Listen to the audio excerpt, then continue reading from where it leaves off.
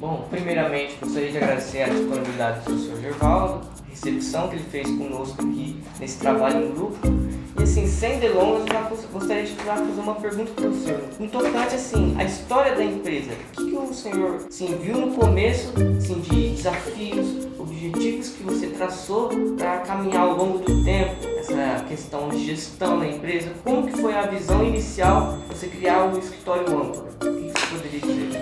Gabriel, eu que agradeço a oportunidade e é sempre bom contar um pouquinho da história do nosso escritório. Na verdade, o nosso escritório é um pequeno escritório de contabilidade que já existe há 27 anos. Quando eu decidi montar esse escritório, na verdade eu nem tinha a intenção de montar naquele momento. Esse escritório foi montado em maio de 91. Eu estava no 4º ano de Ciências Contábeis na época. E eu nem estava com intenção de montar o escritório naquele momento. A minha intenção era... Eu trabalhava num determinado escritório na cidade, que já era mais velho do que o meu. Inclusive eu era responsável pelo departamento de contabilidade desse escritório. E fui convidado pelo meu professor, por um dos meus professores, que já mantinha esse escritório aqui, porém apenas com consultoria empresarial. Ele era economista, um outro sócio era administrador e eles faziam apenas consultoria empresarial. E eles queriam começar com a área de contabilidade, porque eles gostavam também da área de contabilidade. E me convidaram então para fazer parte da sociedade e começar com contabilidade. Então, a minha entrada para o campo da contabilidade como empreendedor, na verdade, ela foi muito antecipada. Ela foi muito antecipada porque eu recebi esse convite. Eu estava na época já há praticamente 4 anos e meio trabalhando com contabilidade, porém como empregado. Mas era o meu sonho desde criança ter um escritório. Tinha desde os meus 13, 15 anos por aí, eu já tinha a intenção de ser contabilista e montar o meu próprio escritório. Só que não imaginava que aconteceria naquele momento, antes até de me formar. Mas como eu conhecia os professores e o potencial deles como consultores, já tinham uma bagagem, já vinham atuando como consultores na cidade, atendendo grandes empresas na época, que consultoria não atende pequena empresa, sempre de média empresa para cima, Eu apostei tudo, deixei um emprego fixo, na coisa certa, para arriscar, para empreender por conta desse convite. Foi assim que nasceu, era um sonho, mas não imaginava que acontecesse naquele momento. Como nós sabemos, que uma empresa entrar no mercado de trabalho, ela tem uma concorrência muito alta. Então toda empresa, antes de entrar no mercado, ela tem que fazer uma análise do mercado, como atrair clientes, como que segmenta esses clientes para direcionar cada vez mais produtos mais específicos e produtos cada vez mais qualificados para aquele cliente. Então a minha pergunta a respeito disso é: como o professor escolheu esse nicho de mercado e como que ele faz para trabalhar o marketing da empresa, para que a empresa seja sempre cada vez mais valorosa ao cliente e o colaborador? Gabriel, é o seguinte, escritório de contabilidade, como qualquer outra empresa de prestadora de serviço, nós temos que priorizar muito a questão da qualidade do serviço. Nós temos sempre que atender a expectativa do nosso cliente. Na verdade, não somente atender a expectativa, nós temos que superar a expectativa do nosso cliente, Então, evidentemente que como eu comecei do zero, evidente que os primeiros anos foram muito difíceis. Porque, na verdade, o que acontece? Quando você começa um escritório de contabilidade, para formar a sua carteira de cliente, você tem que conquistar esses clientes, evidentemente buscando novos clientes, buscando clientes que estão se estabelecendo. Nós não podemos entrar naquele jogo de retirar o cliente, tirar o cliente do nosso concorrente, do nosso colega. Eu nem trato como concorrente. Olha só, o cuidado que nós temos que ter com a questão ética da nossa profissão. Então eu iniciando lá em 1991, eu tinha inicialmente 5 a 7 clientes ali no primeiro ano. Então para mim subir isso para 10, para 15, para 20 clientes, isso foi um trabalho muito árduo. E naturalmente Esse trabalho, ele vinha da captação, portanto, de novos clientes que estavam se estabelecendo e 100% via indicação. Então essas indicações vinham, claro, das pessoas que nos conheciam, não é? Da qualidade do nosso serviço, os nossos próprios clientes.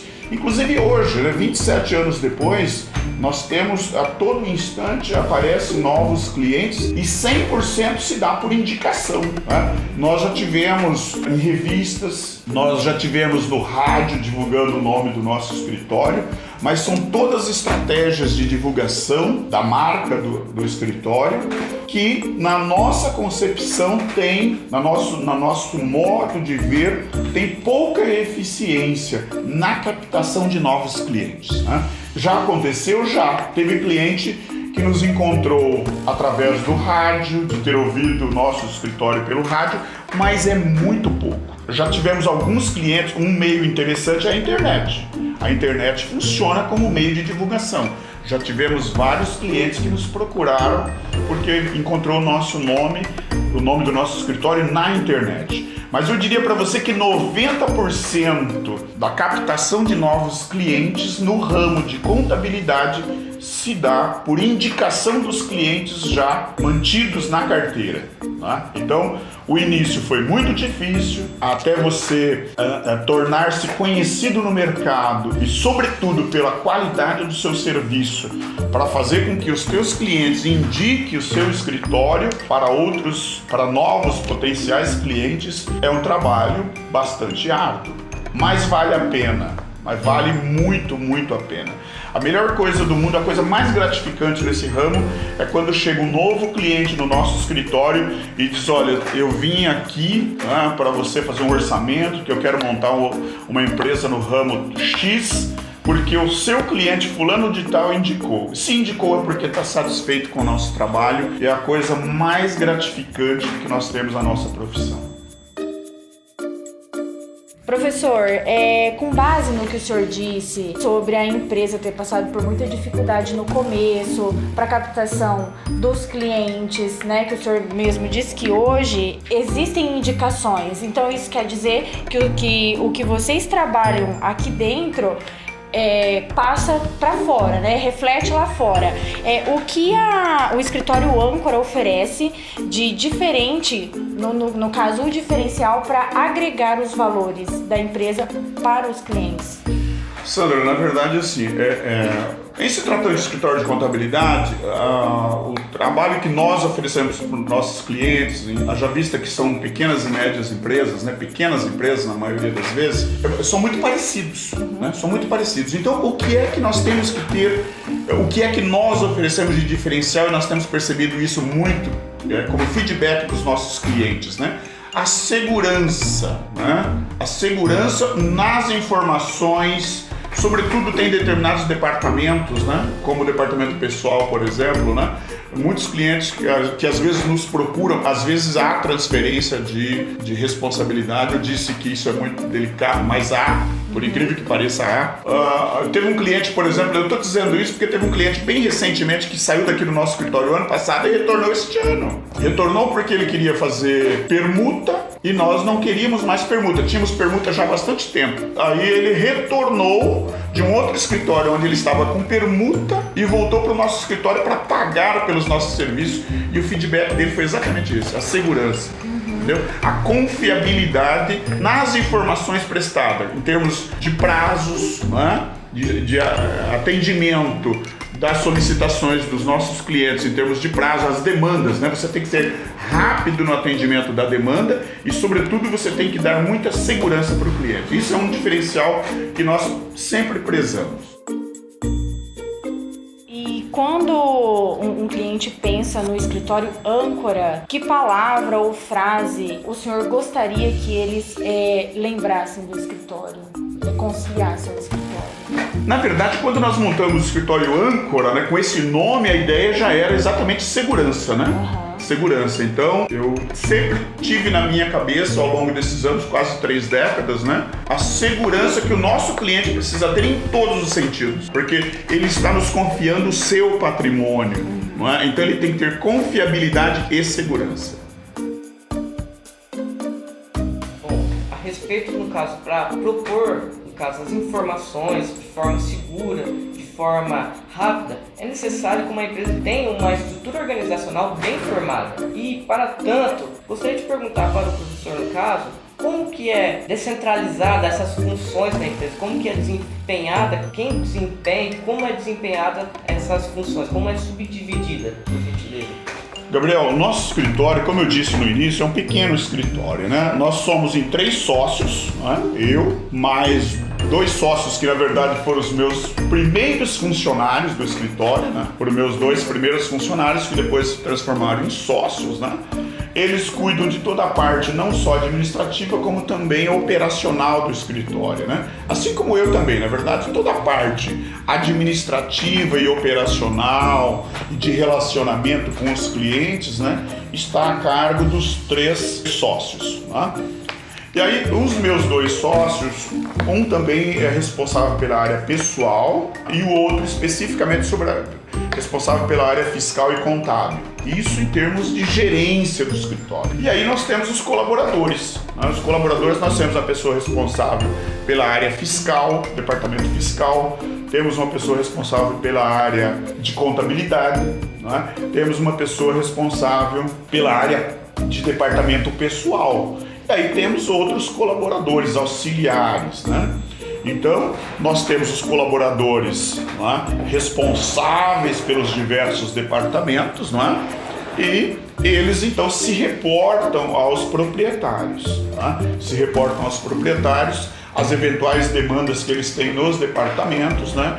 E naturalmente os proprietários coordenam isso aí, ajudam, né, os responsáveis coordenar todas essas demandas, estabelecimento de prioridades e tal. Porque, na verdade, o escritório de contabilidade já tem uma certa rotina em termos de demandas. As demandas mensais, elas são, eu diria para você que 95% são rotineiras, né? E aí, naturalmente, tem as demandas eventuais, né, que muitas vezes têm prazos muito curtos e tal. Aí, naturalmente, entra os donos, os proprietários, né, no auxílio aos colaboradores no sentido de cumprir essas demandas no tempo solicitado pelos clientes. Ou, na verdade, a nossa intenção é sempre antecipar, inclusive, o tempo concedido pelo cliente.